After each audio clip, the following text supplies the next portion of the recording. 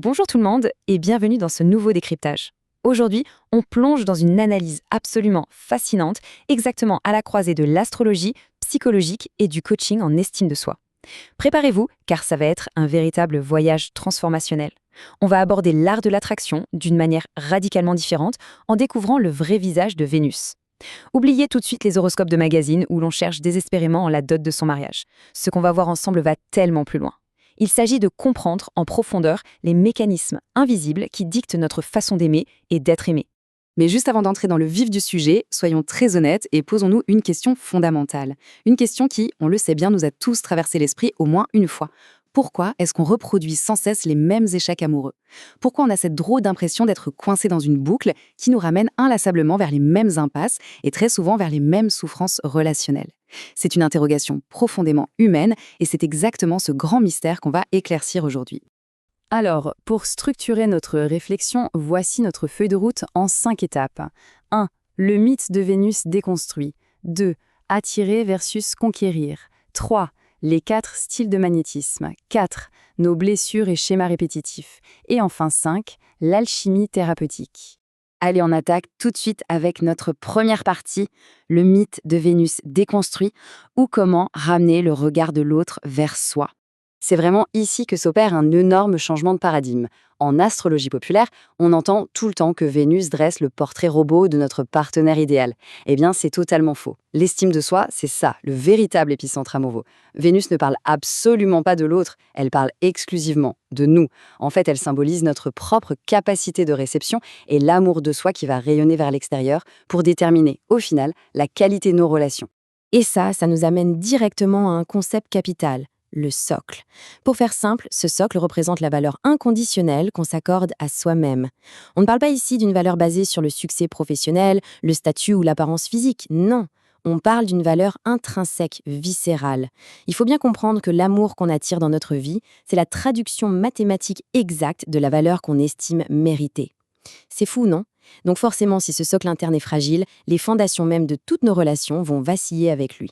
Ce qui nous fait glisser très naturellement vers notre deuxième point, attirer versus conquérir, pour bien cerner la psychologie du magnétisme. Il y a une différence monumentale entre le fait d'aller chercher l'amour à l'extérieur avec les dents et le fait de le laisser venir à soi. D'un côté, on a l'énergie de Mars. Mars, c'est la conquête pure, la force active, l'effort perpétuel pour arracher ce qu'on veut. Et honnêtement, c'est épuisant. De l'autre côté, la psychologie de Vénus est complètement différente.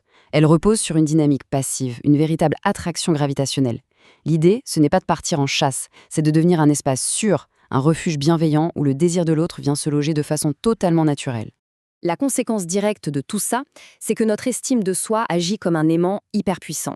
Plus notre sécurité intérieure est solide, plus notre champ magnétique devient sélectif. Il va filtrer tout seul, naturellement, les relations toxiques ou les amours conditionnels. C'est automatique, on ne laisse tout simplement plus entrer dans notre intimité ce qui ne résonne pas avec notre propre valeur.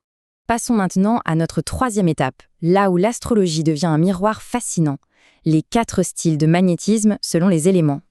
On va commencer par observer le magnétisme en mouvement. Prenez les signes de feu, par exemple, comme le bélier, le lion ou sagittaire. Eux, ils étirent par leur enthousiasme débordant, leur rayonnement et une passion très authentique. C'est une énergie hyper centrifuge.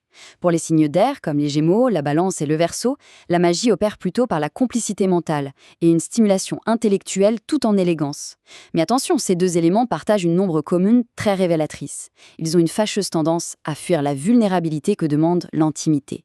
Le feu va fuir dans l'action constante et l'air dans une sorte de détachement mental. À l'inverse, on a ce qu'on appelle le magnétisme en profondeur. Les signes de terre, Taureau, Vierge et Capricorne, vont recevoir l'amour à travers des preuves concrètes, la fiabilité, les actes de service et ce besoin viscéral de construire dans la durée. C'est très ancré, très solide. De leur côté, les signes d'eau, Cancer, Scorpion, Poisson, vont attirer par leur immense profondeur émotionnelle, une loyauté absolue et une quête de fusion. Mais là encore, il y a un défi de taille. Leur ombre commune, c'est l'extrême opposé du feu et de l'air. C'est un vrai risque de dépendance affective et de possessivité, souvent dicté par une peur panique de l'abandon. On aborde à présent un aspect plus douloureux, mais totalement nécessaire, notre quatrième partie, blessures et schémas répétitifs, ou ce qui se passe quand notre estime est blessée.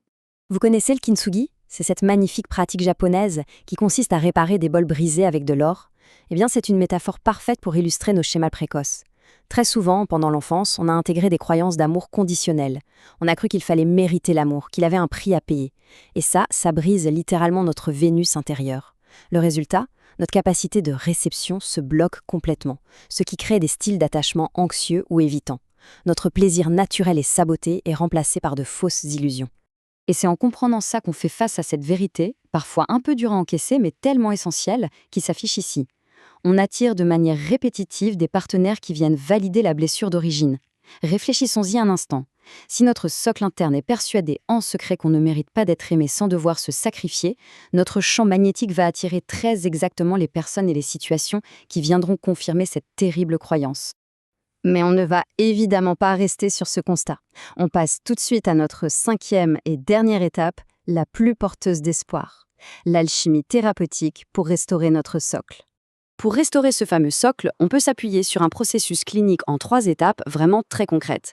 1. Réaligner ses valeurs. Ça veut dire se détacher des attentes de la société pour définir enfin ses propres critères de plaisir et de joie. 2. Débloquer la réception.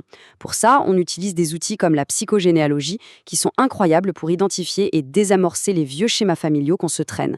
Et 3. Restaurer le socle en profondeur avec des thérapies reconnues et puissantes comme l'EMDR ou l'hypnose. Tous ces outils cliniques vont nous permettre de véritablement transmuter Vénus. Le but du jeu, ici, c'est de retraiter les traumatismes qui sont restés coincés dans notre corps. En nettoyant ces mémoires douloureuses, on nettoie tout simplement le miroir de notre Vénus. Notre système nerveux profond va être rééduqué. Il va réapprendre pas à pas qu'il est désormais en totale sécurité pour recevoir de l'amour, sans aucune condition, sans aucun sacrifice et surtout sans aucun danger.